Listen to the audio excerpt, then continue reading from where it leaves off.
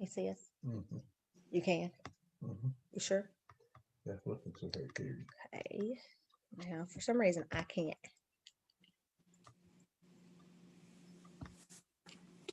Okay. You're gonna have to tell me how many people are getting on when they get on because I can't see it. If I share it, then I can't see anything.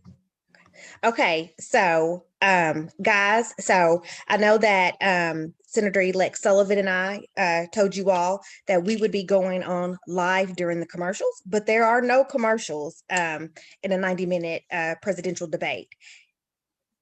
So therefore, State-elect Sullivan and I, Senator-elect Sullivan, Dan and I Thank you. decided that we that we would go on a little before the 2020 presidential debate, and we'll probably come on 30 minutes after the debate to give you some summary of some things that we thought.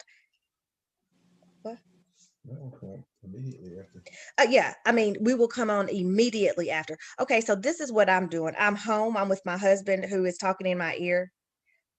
So we'll try not to let him And get us always off offer track. good advice. Oh my goodness. So again, I'm Felicia Johnson, and I have with me Dan Sullivan, who is our current state representative, who is a state senator elect. He is joining us from Little Rock, and we're going to do just some talking about the presidential election, what we should be looking forward to tonight. And Dan had a really good point. We are going to discuss right leading up into the debate what this presidential election means for Jonesboro. Remember last night I said that all politics is local, and I believe that, but we do have a national election at hand, and I am glad that Dan has decided to come on with us and to tell us how this election will affect Jonesboro. So Dan, let us know, what do you got for us this evening? Well, first of all, thank you for having me on. I enjoy meeting with you and talking with you. You know, we share a lot of things in common: our families and our friends, our community, our state government, our local government, our church, our faith in God. All those things we share. Every once in a while, we find a disagreement, and so one of the things I'm really happy for and thankful for is to be able to show the people who watch this how people can come together and discuss important issues and agree and disagree, but move forward with what's best for our community. I know that's what you believe. I know that's what Jerry, your husband, believes. I know that's what my wife, Maria, believes. By the way, she is in Auburn, Alabama today, taking care of her grandbaby, and I think she's watching. Very good. Hi, Yeah, Miss but she's really Maria. nice. Well, listen, to get back, you know, to the all politics is local. That is so true. And we're going to hear tonight our president and our presidential candidates. And both of them, I think one of the things that Jonesboro citizens and Craighead County citizens need to listen for is, what does this mean to them? How does it translate what they're talking about nationwide? How does that impact my life in Jonesboro? For example, one of the things they're going to talk about tonight will be healthcare. You know, we have probably going to have a new Supreme Court justice. And one of the concerns of many people is what that new Supreme Court justice will weigh in, and will there be new decisions on healthcare? Well, how does that affect people in Jonesboro? Well, Felicia, I don't know if many people know it. I know there are a few people that are very aware that our local commission on Public Service Commission that regulates health insurance for state employees who are retired, they just cut their pharmacy benefits by about $200 to $300 a month. And that was in a governor appointed committee that regulates the retirement benefits for our state employees. I probably had 50 calls in the last 3 or 4 days with our public employees who are retired on a fixed income. And now the promises that we as a state made to them, we are reneging on, and we're backing away from that. So one has to ask why. Why would we be taking, I don't know what the number is, several $1 million, what that number is, or why we're taking those benefits away? It's because we need that money to balance the state budget. So Mhm. the cost of healthcare has risen tremendously. And although I think we all understand the need for health care and health insurance for everyone, how we pay for that is a really critical question. And that's going to come up tonight's debate, and it's going to impact Arkansans just like it is now. Do you have any thoughts on that? Um, healthcare for me, if I am truthful, is very tricky. It is very, very difficult to understand. I've done some research on it, and Dan, if I just tell you the truth, it's it can be a crapshoot and a crap Yeah. show. It is, I consider myself and my husband to be educated people. Um, and I get statements. I got a statement in the mail the other day from a healthcare provider, and it's just one statement. It doesn't tell me what what happened. It just says you owe $82.35, and I'm like, okay, well, okay, I guess I'll like where, pay.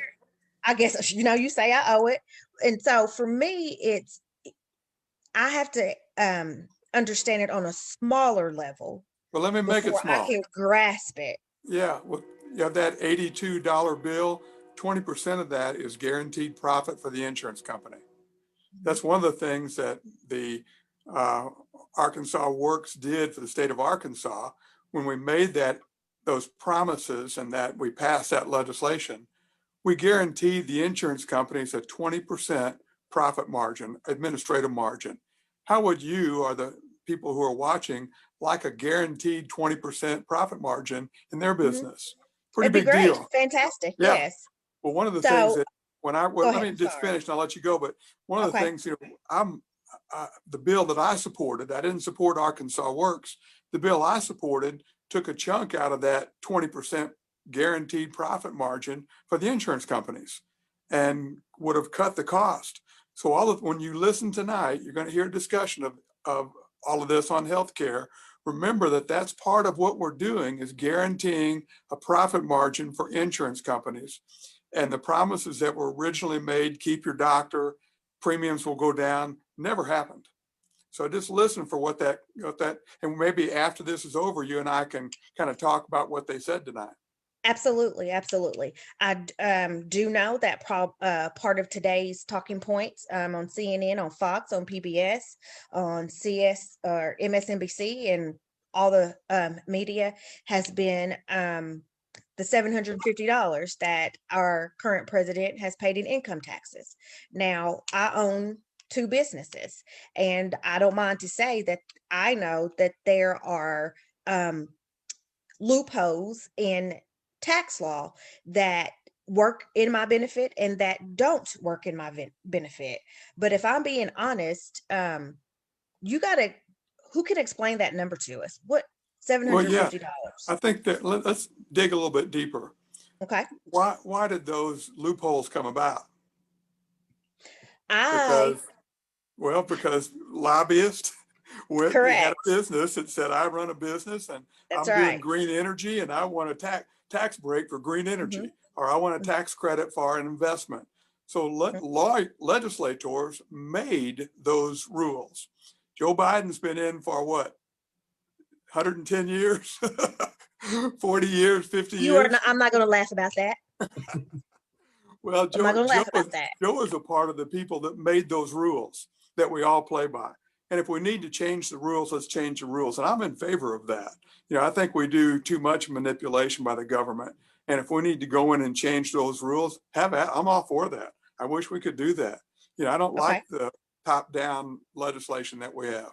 But So good point. We'll hear that tonight.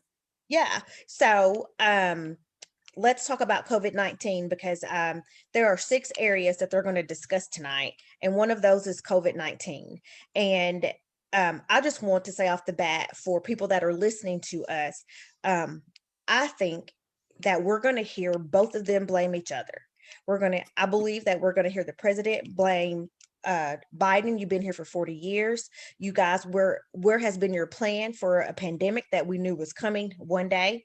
And I believe Joe Biden is going to say, well, Mr. President, this is happening under your watch, and 200,000 Americans have perished.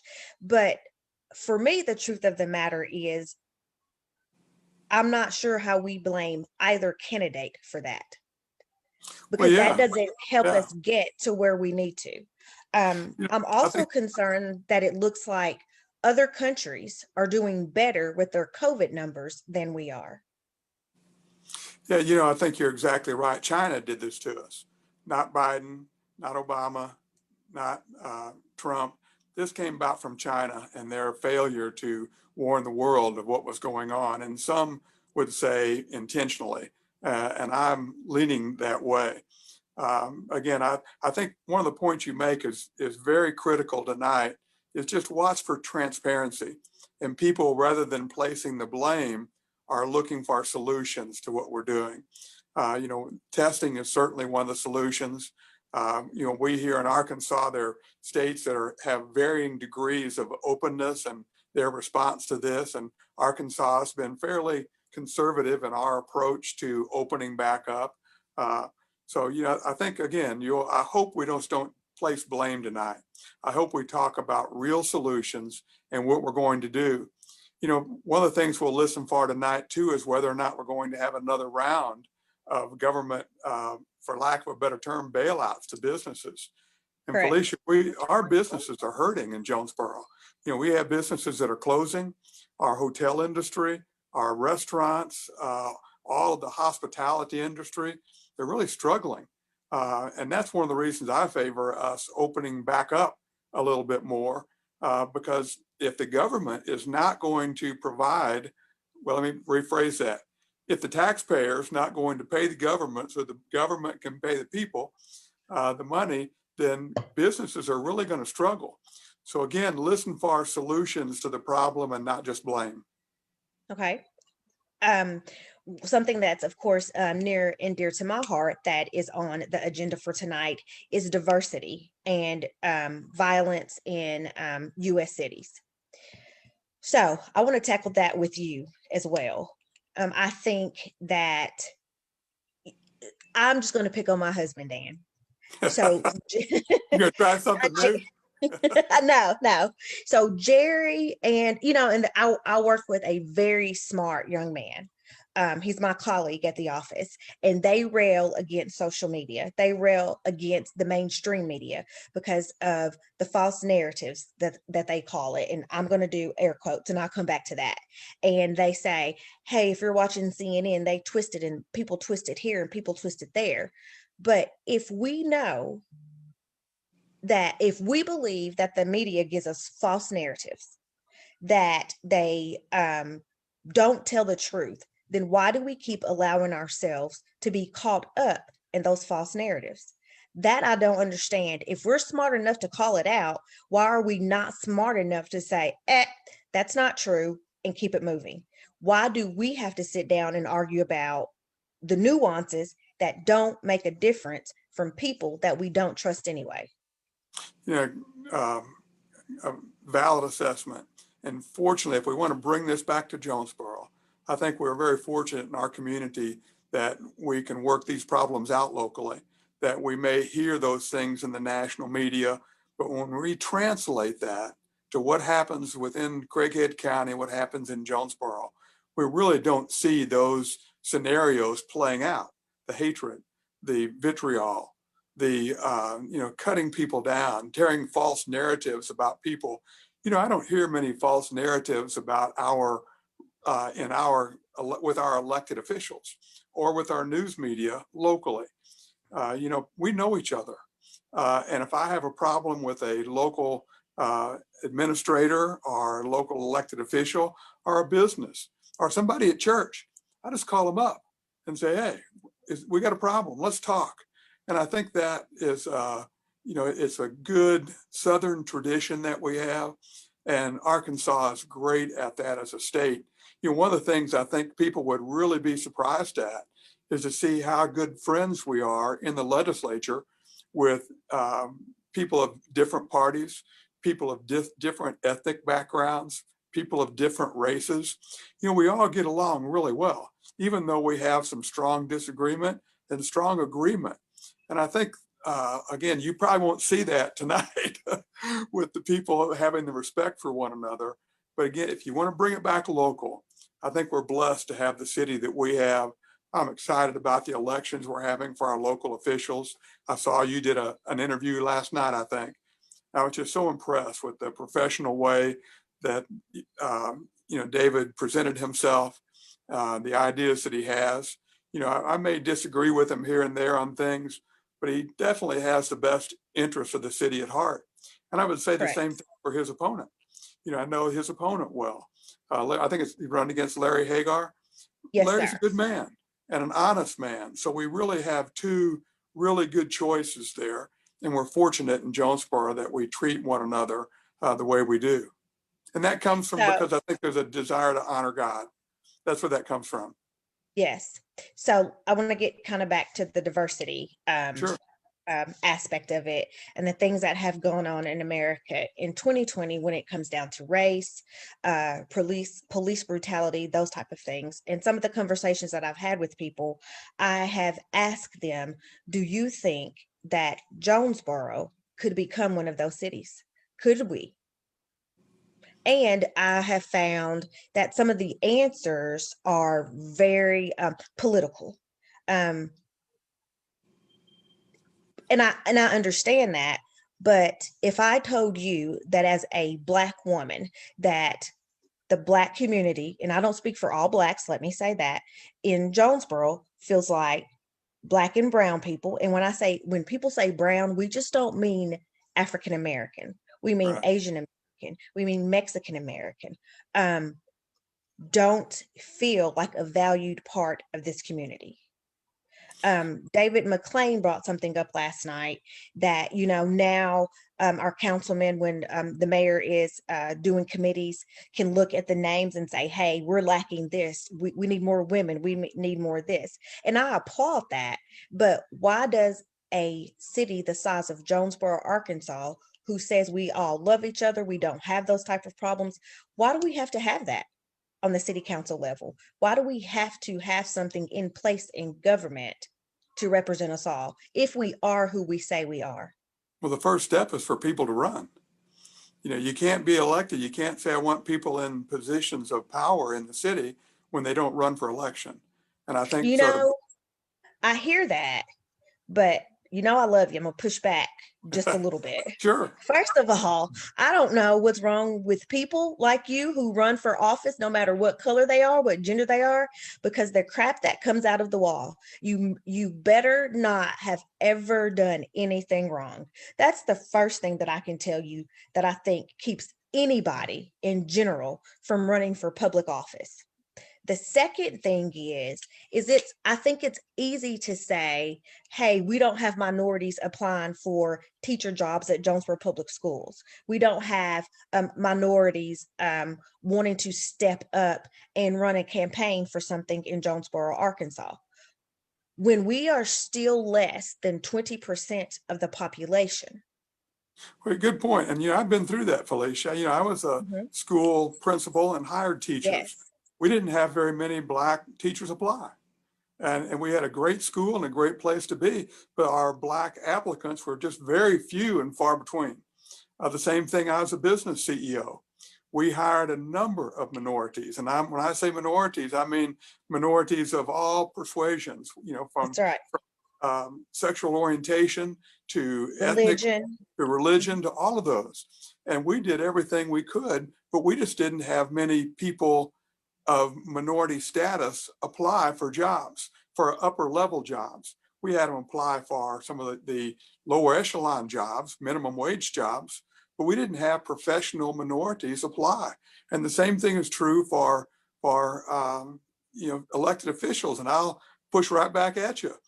Run for office. Get in there. You've done it. I saw somebody posted on your Facebook page asking if you had become a politician now. No. Well, hallelujah, though, because you've jumped into the public sector or the public arena. You've jumped in with both feet, and you've tried to make a difference for your family, for you, for your community, for everyone by jumping in. And we need more people of racially diverse and other diversities to jump in and run. And I'll respond to your first point when you said You know, I don't know why someone would run who had anything in their past. Well, I do. God forgave me. I'm blessed, and I've got a wonderful wife who helps keep me straight. And I don't worry about what other people say. You know, we took an oath of office. And you know what that oath was? The oath was to God, not to the people. I took an oath to God that I would be honest and that I would honor and stay faithful to our Constitution. And I try to do that because I don't have to answer to people. People can say whatever they want about me or to me. I only care what God says. And I can make mistakes, and I do, as you have pointed out clearly, every once in a while. But, you know, God forgives me of those. And I think 90% of the time, maybe 99, you do too. So I'm thankful for all of that.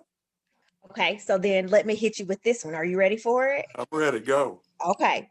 So what you just said is wonderful. And I know, because I know you personally, that's the type of man that you are. I believe that you are an honorable, God-fearing man before you are anything else.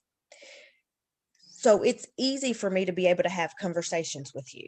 So you just said that because this is who you are. What I heard you say is, I live my life out loud. I've made mistakes, I've been forgiven, I've learned, and I moved on. What do you do with two candidates who can't say that? What do you do with two candidates who cannot say that was a mistake? Well, you pick out the one that is most honest and vote for them. Oh my There's nobody goodness. perfect. I mean, we're looking, if you're talking about the presidential race tonight, both of our candidates are flawed. Every one of us is flawed. We have to pick between two flawed people. And their flaws may be exaggerated, they may be true, they may be false, but that's our choice. And that's our choice in our elections now. It's our process may have problems and fail us in places. It's still the best process in the world. And we live with that. And if we don't like it, we can change it. We just You pass the law and pass the things to change it. you also just said that we have one of the best processes in the world. Was that right? I don't want to Yeah, put words in your absolutely. Mm-hmm. Okay. So we have a president who in the last week or so has been asked about the peaceful transfer of power. And I have been disheartened by his response, as I was by Hillary's when she was running. What do you think about that? Well, I think he will abide by the Constitution. I think he said that there's a legal process to go through, and our Constitution allows for that. You know, you talked a few minutes ago about riots and violence in the cities. You know, our Constitution is one of the few in the world that allows us to change the process. And if we don't like the process, we have the Constitution set, the law set by the Constitution. We obey that. If we don't like what the law says, we change the law. And there's a process for doing that. I think I heard Trump say that when all legal actions are taken, the Supreme Court will have the final word. And when the Supreme Court makes their determination, that's what he'll do. You know, I don't know that I would ever say anything else myself. You know, if I felt like I were being cheated, I'm sure you would too. Matter of fact, I think you came to me one time when you thought you were being cheated, and you said, "Hey, we need to work on this now, And I was and let's being find cheated. out." Yeah, we were, and you were, and the people backed off. And I would expect the same thing from a presidential candidate as in any other office. That if they think the process was invalid, illegal, people bypassed it, then we use our constitutional process of the courts to make that determination. And the president has said that if there's a problem and we go to the Supreme Court, he'll abide by the position of the Supreme Court. I don't know what else one would say. Okay. So I've got two things that I want to ask you about, and I'm going to tell you what they are, and then I'm going to forget. So then you're going to have to remind me. I'm going to Okay, ask you about the Supreme Court, and I'm going to ask sure. you about deregulation. So the first one is about Amy Coney Barrett. What do you think? And why all the uproar? So from my vantage point, there's a slim chance that she will be confirmed prior to the election. Right. Would I be right in that? No, So, I think there's a no, great chance she will be. okay, so you do think there's a great chance Yeah, I think there's before the before election? before the election. Yes. Okay, so then let me scratch that part of my question and let me go to Okay. this. So I have heard Democrats, Republicans, liberal, conservative talking about we need another conservative Supreme Court justice. No, no, no. Trump needs to wait and he needs to let the next president. And if that happens to be Biden, then people are all excited because Biden's going to put a liberal on the court. If, I could be wrong, but once a justice is voted or appointed, they have no political party. Right. Exactly. Okay. Exactly. They may be, they may be conservative. They may be more liberal leaning. However, when they're on that court, they don't represent a political party. And if I'm correct, I believe that Justice say his last name, Gorsuch. Gorsuch, has disappointed some conservatives because he's been true to his oath by the Well, yeah, Constitution as the Supreme Court justice.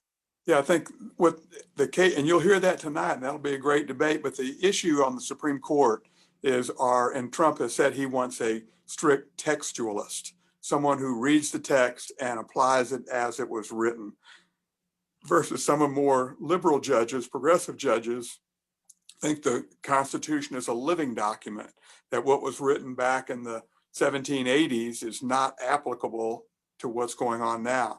And I'll ask you this question.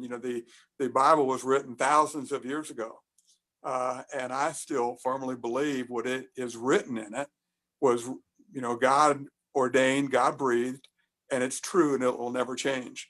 That's not true of our Constitution. Our Constitution does change, but there's a process for changing it. And the process for changing it is for the legislature to pass a bill, the president to sign it. It's not for the courts to determine what the laws are.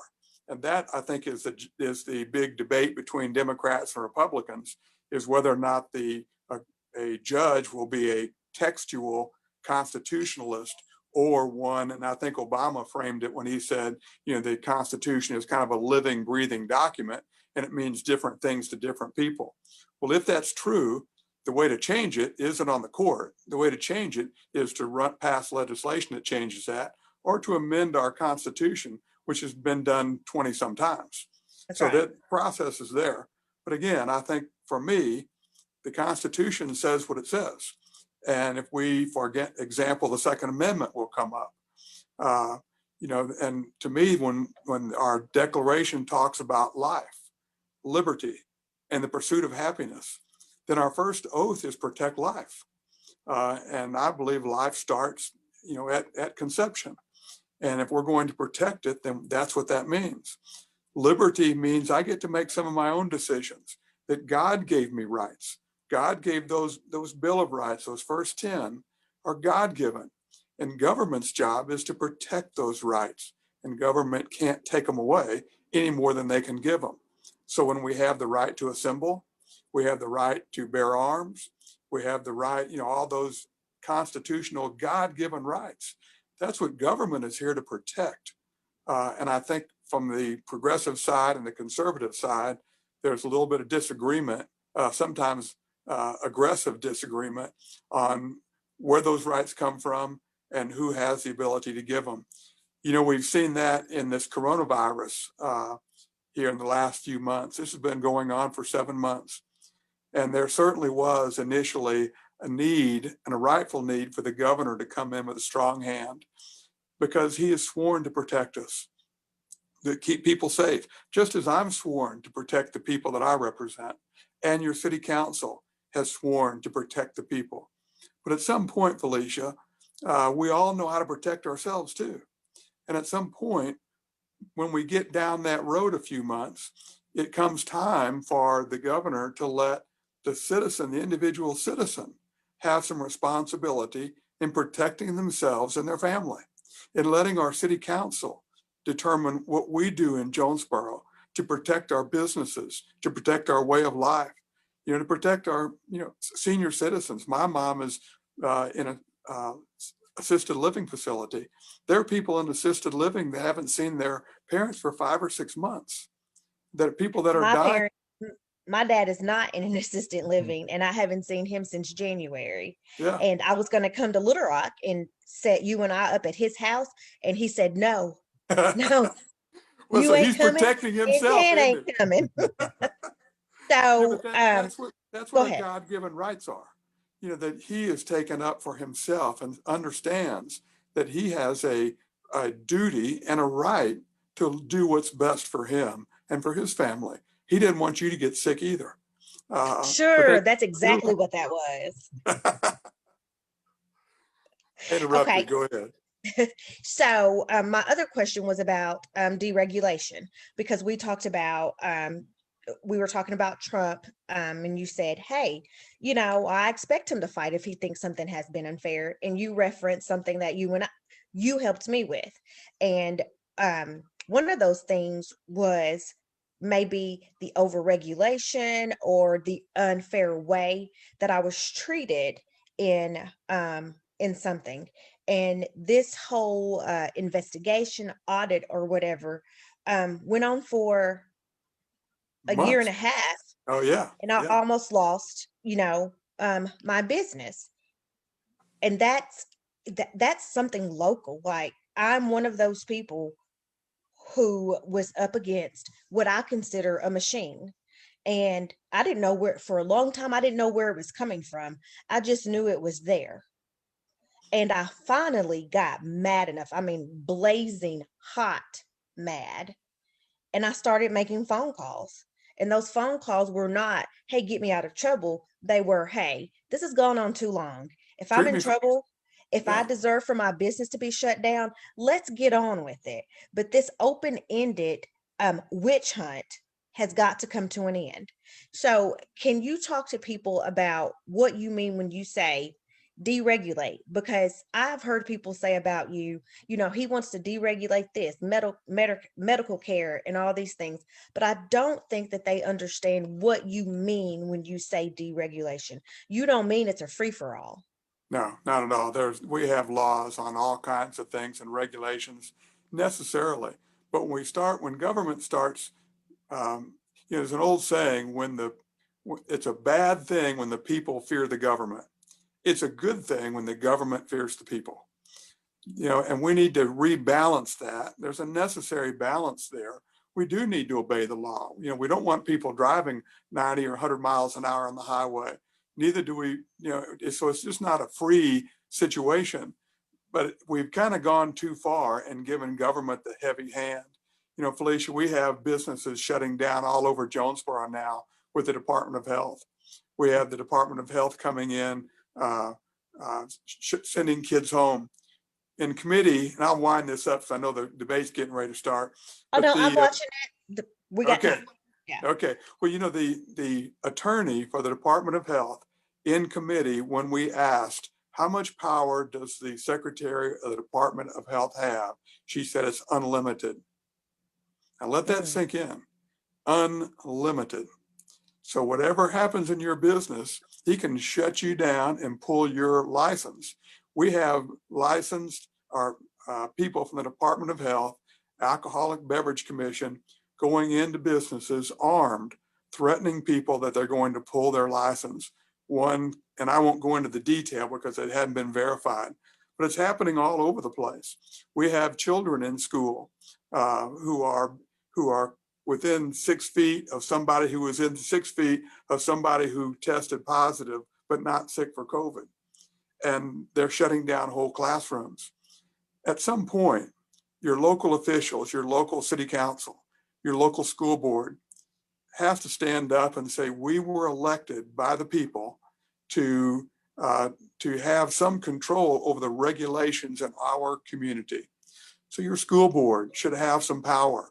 Your local city council should have the power to make that what we call deregulation, to see what's best in our community for our people. We have debates, we have discussions, and we pass the law.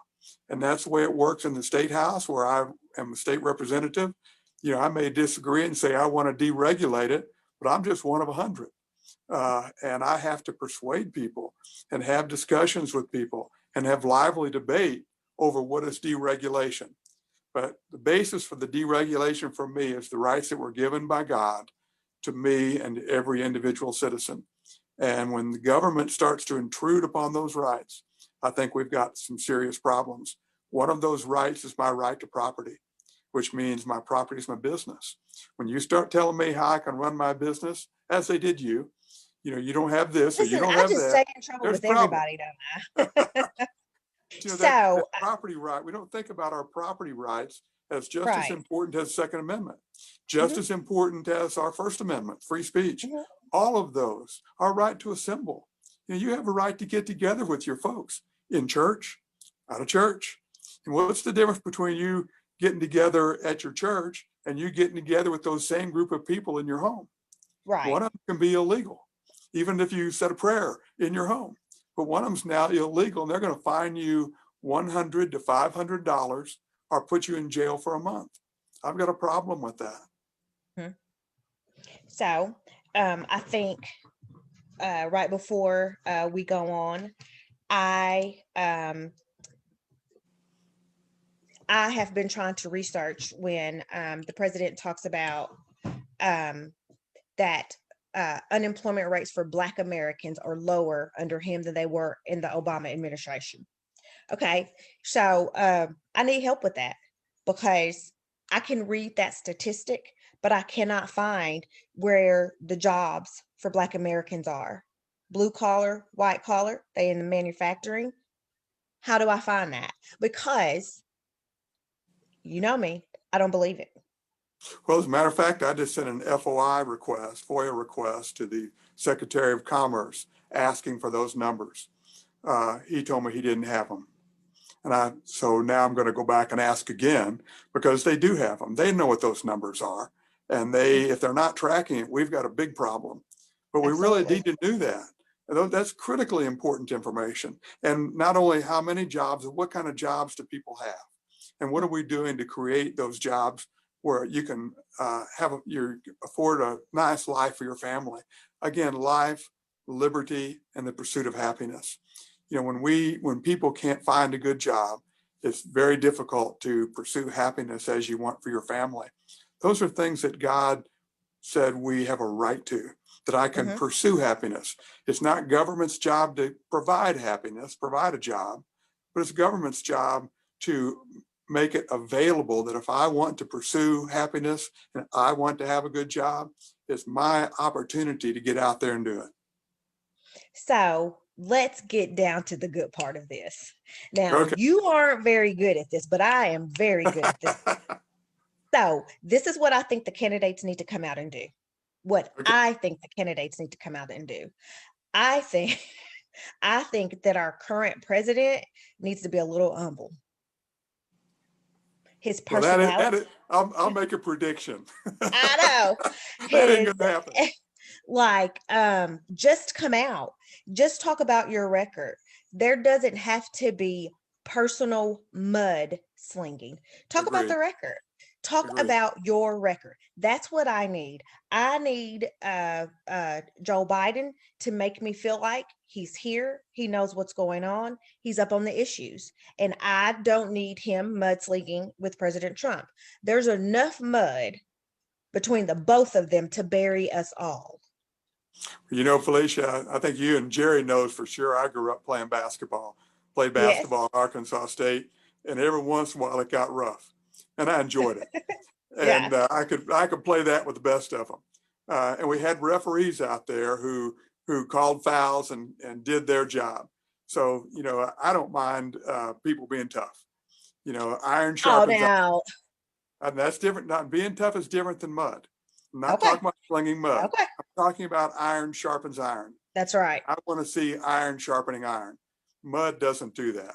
But Hmm. I do want to see people talking about the issues. There are tough issues out there. Our nation is in a grave position, and we need leadership who will deal with China, who will deal with Russia, who will deal with Jonesboro, Arkansas, and help us get that done. it's not done by being nice and polite, and sometimes by being humble. So there's a good quality to humble. There's also a place for people to stand up and do what needs to be done. And I hope both of the men have the courage and the fortitude to do that for our nation. Well, let me just tell you, if I want to be truthful. I'm kind of looking forward to a little mudslinging. Sometimes when it happens, especially when it lands real good and it catches that other candidate, Well, look like up what you have to kind of do a double take. It's kind of like, whoa. my family and I, my kids and I went on a 12-mile, what's called the Tough Mudder. And we ran through Uh-huh. 12 miles of mud and obstacles. So I don't mind doing it either. Looks like this is getting All ready to right. start up. It's getting ready to start. So everybody, if you're here, we're not going to come in because there are no commercials. So you're going to have 90 minutes of the first presidential debate. Dan and I will be back right after it for about 15 to 20 to 30 minutes just to discuss. I don't want to say to discuss losers and winners, but that's exactly what we're going to do. I have a notepad. I'm going to be taking notes because I already know I'm going to have a lot of questions. If you have some questions and you want to get back with us, just write them down, put them in the comment. I'll make sure that Representative Sullivan and I go over them. So we look forward to hearing from you shortly. We're going to watch the debate. Thank Talk you. to you soon. Enjoyed it. Bye-bye. Bye.